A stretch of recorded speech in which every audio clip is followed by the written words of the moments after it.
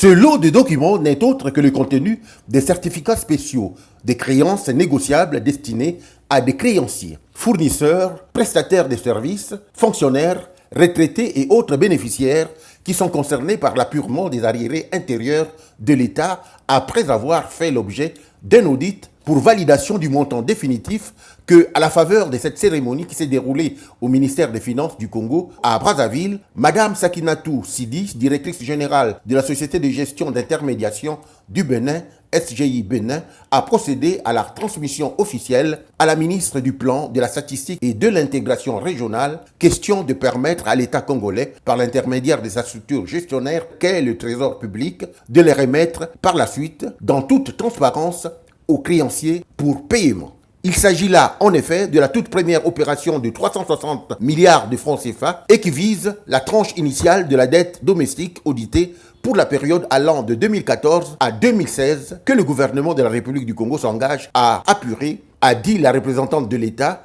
un montant validé sur un échéancier de 7 ans. Le paiement de la dette va démarrer dès que les créanciers seront en possession de leurs titres. Ils vont se rendre devant les guichets de leur établissement de crédit et là, ils pourront donc escompter, comme je l'ai dit, pour recevoir le paiement ou alors les déposer pour avoir un paiement fractionné sur la durée des 7 ans. L'Union patronale du Congo, Uni-Congo, est très satisfaite de l'aboutissement heureux de toutes ces démarches auprès des autorités nationales du Congo au sujet de l'appurement de la dette intérieure. Nous arrivons à une étape d'un long processus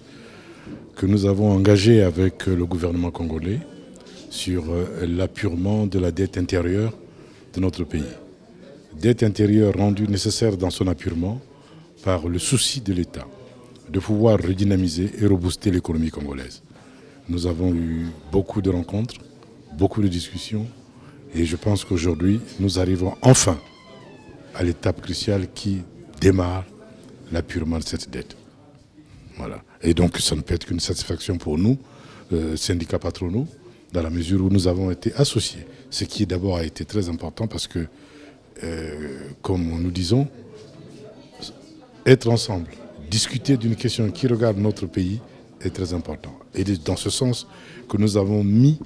l'idée, ou plutôt le point, sur les travaux que nous avons menés, qui ont abouti aujourd'hui à ce démarrage de ce processus de l'appurement de la dette intérieure, de la dette sociale. Pour le gouvernement congolais, ce processus engagé ira bien jusqu'à son terme avec pour seul objectif le rétablissement de la stabilité macroéconomique et la réalisation d'une croissance forte, durable et plus inclusive.